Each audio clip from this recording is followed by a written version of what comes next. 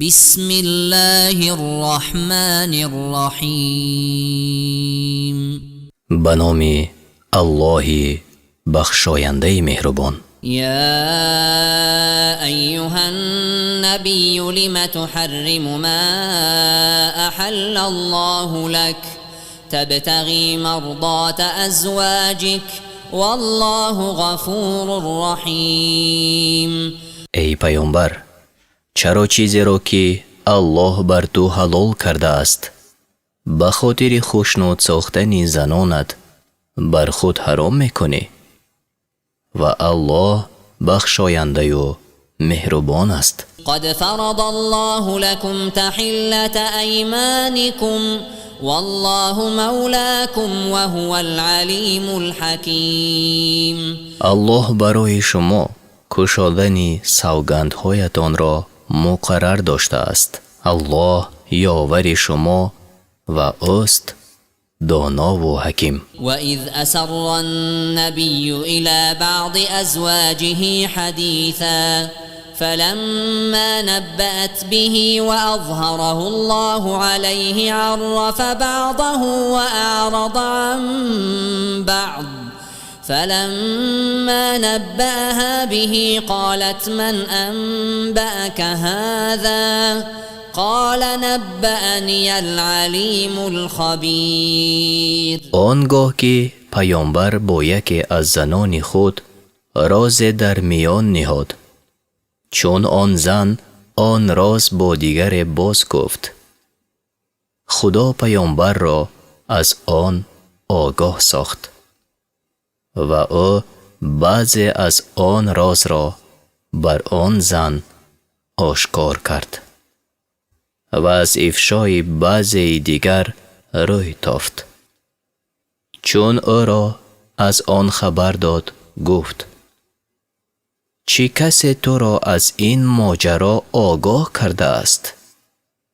گفت، آن خدای دانای آگاه به من خبر داده است. إن تتوبا إلى الله فقد صغت قلوبكما وإن تظاهرا عليه فإن الله هو مولاه وجبريل وصالح المؤمنين والملائكة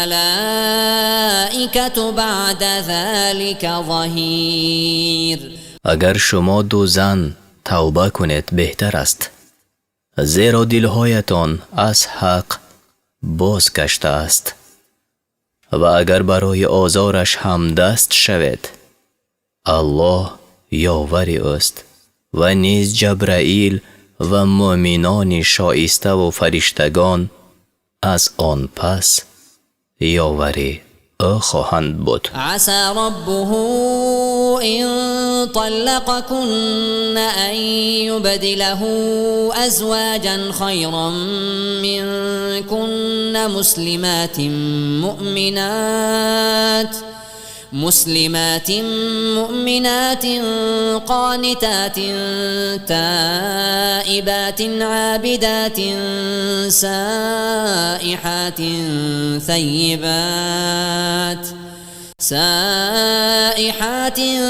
ثیبات و ابکارا. شاید اگر شما را طلاق گوید پروردگارش به جای شما زنان بهتر از شمایش بدهد، زنان مسلمان، مؤمن، فرمانبردار، توبه کننده، عبادت کننده، روزه گیرنده، خواه شوهر کرده باشد خواه باکره. یا ایها الذین آمنوا قوا انفسکم و اهلیکم نارا وقودها الناس والحجارة عليها ملائكة غلاظ شداد لا يعصون الله ما أمرهم ويفعلون ما يؤمرون. ای کسانی که ایمان آورده اید، خود و خانواده خود را از آتشی که هیزم آن مردم و سنگ ها هستند نگه دارید.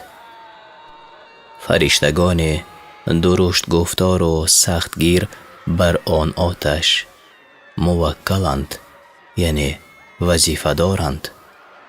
هرچه الله بگوید نافرمانی نمی کنند و همان می کنند که به آن امر شدند.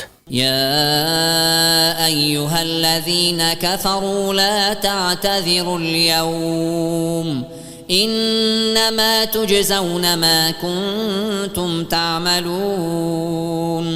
ای کافران، در آن روز عذر مخواهید، فقط برابر کاری که کرده اید جزا داده شوید. يا أيها الذين آمنوا توبوا إلى الله توبة نصوحا عسى ربكم أن يكفر عنكم سيئاتكم ويدخلكم جنات تجري من تحتها الأنهار يوم لا يخزي الله النبي والذين آمنوا معه نورهم يسعى بين أيديهم وبأيمانهم يقولون ربنا أتمم لنا نورنا واغفر لنا إنك على كل شيء قدير. ای کسانی که ایمان آورده اید، به درگاه خدا توبه کنید.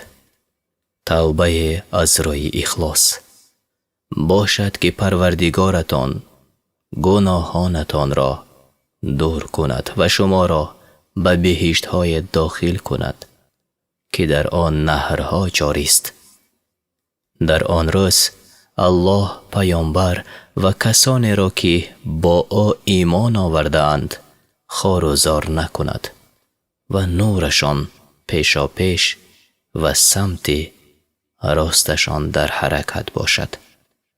می گویند ای پروردگار ما، نور ما را برای ما به کمال رسان و ما را ببخشای که تو بر هر کار توانا هستی. يا أيها النبي جاهد الكفار والمنافقين واغلظ عليهم ومأواهم جهنم وبئس المصير. ای پیامبر، با کافران و منافقان جهاد کن و بر آنها سخت بگیر. جایگاهشان جهنم است که بد جایی بازگشت است. ضرب الله مثلا للذين كفروا امرأة نوح وامرأة لوط كانتا تحت عبدين من عبادنا صالحين فخانتاهما فلم يغنيا عنهما من الله شيئا وقيل ادخلا النار مع الداخلين. الله برای کافران مثال زن نوح و زن لوط را می آورد که هر دو در نکاح دو تن از بندگان صالح ما بودند و به آن دو خیانت کردند و آنها نتوانستند از زنان خود دفع عذاب کنند و گفته شد با دیگران با آتش درآیید. وضرب الله مثلا للذين آمنوا امرأة فرعون إذ قالت رب ابن لي عندك بيتا في الجنة ونجني من فرعون وعمله ونجني من القوم الظالمين.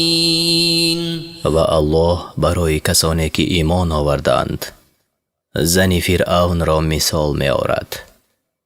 آنگاه که گفت ای پروردگار من، برای من در بهشت نزد خود خانه بنا کن و مرا از فرعون و عملش نجات ده و مرا از مردم ظالم برهان. ومريم ابنة عمران التي أحصنت فرجها فنفخنا